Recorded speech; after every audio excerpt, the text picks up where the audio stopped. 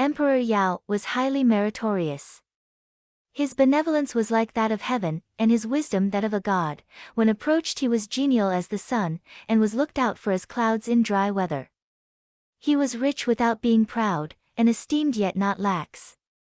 He wore a yellow hat and plain silk dress, and drove a red car drawn by white horses.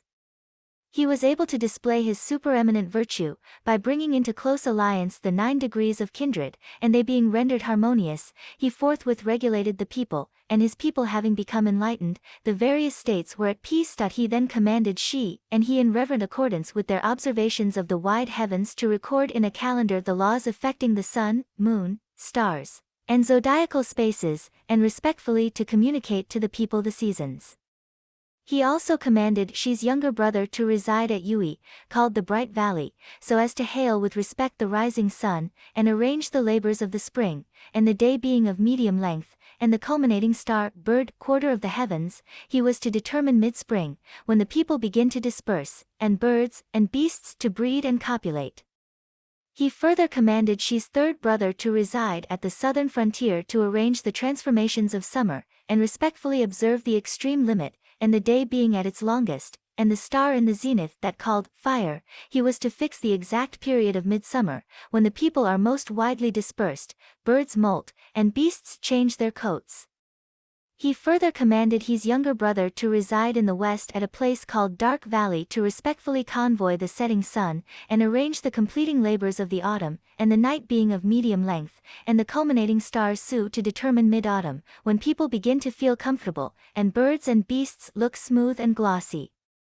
He further commanded his third brother to reside in the northern region in what was called the somber capital, to examine the hidden things, and the day being at its shortest, and the culminating star Mao to determine midwinter, when people get into cozy corners, and the coats of birds and beasts are downy and thick. The year consisted of 366 days, an intercalary month being added to adjust the 4 seasons. Authentic directions were given to the various officers, and their several labors commenced. Yao said, "Who can obediently manage these matters?" Fengqi said, "There is your adopted son Danzhu, who is developing his intelligence." Yao said, "Oh. He is unscrupulous and wicked, I cannot employ him." He said again, "Who will do it?" Huando said, "The Minister of Works, who is generally popular, and has displayed merit, could be employed." Yao said, "The Minister of Works is talkative, if he is employed, his depravities, although he is apparently respectful, would overspread the heavens, he will not do." He said further, "Alas! O President of the 4 mountains, the waters of the flood rise up to heaven, and in their vast expanse encompass the mountains, and overtop the hills, the common people are troubled about it. Is there a capable man whom I could set to deal with the matter?" They all said, "Gun might do it." Yao said, "Gun disobeys orders, and ruins his companions. He will not do." The president said, "Ah. Well. Try him, and if he is found useless, have done with him." Whereupon Yao, adopting his suggestion, employed Gun for 9 years, but his work was not completed. Yao said, "Alas! O President of the 4 mountains, I have been on the throne 70 years, you are able to carry out the decrees, do you occupy my throne?" The president replied, "My moral qualities are of such a low order that I should disgrace the imperial throne." Yao said, "You must all recommend one of your esteemed relations, or even an obscure stranger." All the courtiers said to Yao, "There is an unmarried man of the lower orders called Shun of you." Yao said, "Yes, I have heard of him, what is he like?" The president said, "He is the son of a blind man, his father was unprincipled, his mother insincere, and his brother arrogant, but he managed by his dutiful conduct to be reconciled to them, so they have gradually improved, and not been extremely wicked." "Shall I try him?" said Yao. He then married his 2 daughters to Shun, and watched his behavior towards them. Shun sent the 2 women down to the north of the Gue River, and treated them with the ceremony due to them as his wives. Yao praised Shun, and told him to carefully harmonize the 5 human relationships, and when they could be obeyed. These became universal among the various officials, who at the proper times arranged the visitors at the four gates in the right order, and when the visitors at the four gates were submissive, the princes and strangers from distant regions became one and all respectful. Yao sent Shun into the hills and forests among rivers and swamps, but although fierce winds and thunderstorms prevailed, Shun did not miss his way. Yao then taking Shun to be a holy man, called him and said, "For 3 years your deliberations have been excellent, and I have found that your words can be carried into practice. You shall ascend the imperial throne." Shun yielded in favor of someone more virtuous than himself, and was unhappy, but on the first day of the first month Shun accepted Yao's resignation in the temple of the accomplished ancestor, who was Yao's great ancestor. The Emperor Yao being old ordered that Shun should be associated with him in the government of the empire in order to observe heaven's decrees. Shun thereupon examined the gem-adorned armillary sphere, and the jade transverse, so as to adjust the position of the 7 directors. He then offered a special sacrifice to the supreme ruler, sacrificed purely to the 6 honored ones, looked with devotion to the hills and rivers, and worshipped with distinctive rites the hosts of spirits. He called in the 5 tokens, chose a lucky month and day, gave audience to the president of the 4 mountains, and all the governors, returning the tokens in due course. In the 2nd month of every year he went eastward on a tour of inspection, and on reaching Daizong he presented a burnt offering, and sacrificed in order to the hills and rivers.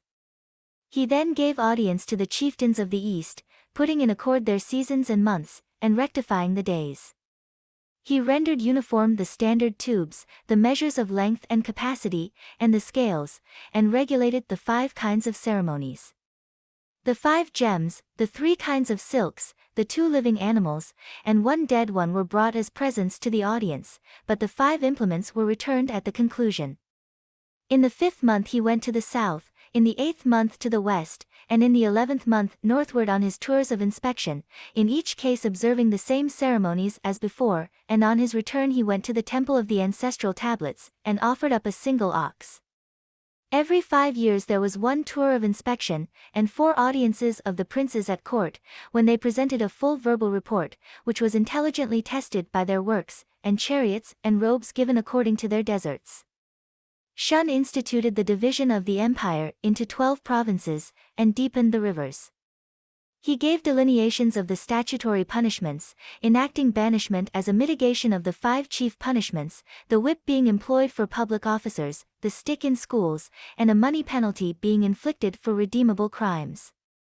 Inadvertent offenses, and those caused by misfortune were to be pardoned, and those who offended presumptuously or repeatedly were to be punished with death. Be reverent, and in the administration of the law be tranquil. Huando approached, and spoke about the Minister of Works. "I cannot even give him a trial as a workman," said Yao, "for he is really profligate." The president of the 4 mountains recommended Gun as the proper person to look after the deluge. Yao regarded it as impracticable, but the president vehemently requested that he might be tried, so the trial was made, but without good results. Of old the people had felt that it was undesirable that the 3 Miao tribes in the districts of Jianghuai and Jing should so often rise in rebellion, so Shun on his return spoke to the emperor requesting that the Minister of Works might be banished to the ridge of Yu to reform the northern Ti tribes, that Huando might be detained on Mount Chong, to reform the southern barbarians, that the chief of the 3 Miao tribes might be removed to Sanwei to reform the western Rong people, and that Gun might be imprisoned for life on Mount Yu to reform the eastern barbarians. These 4 criminals being thus dealt with, universal submission prevailed throughout the empire. Yao had sat on the throne 70 years, when he secured Shun's services for 20 years, then, being old, he directed that Shun should be associated with him in the government of the empire, and presented him to heaven. Yao had abdicated the throne 28 years when he died, and the people mourned for him as for a parent, no music being played for 3 years throughout the empire, for which reason he was remembered. Yao knew that his son Danzhu was a worthless fellow, who was not fit to reign, and so the authority was conferred on Shun.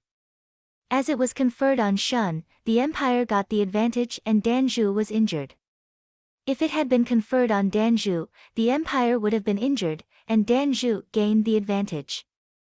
Yao said, "We certainly cannot cause the empire to suffer loss, and the advantage go to an individual." In the end the empire was given over to Shun. After the death of Yao, when the 3 years' mourning was over, Shun gave way to Danzhu, and retired to the south of the southern river. When the princes went to an audience at court, they did not present themselves before Danzhu, but before Shun. Litigants did not go before Danzhu, but Shun, and the singers did not sing in praise of Danzhu, but of Shun. Shun said, "It is from heaven."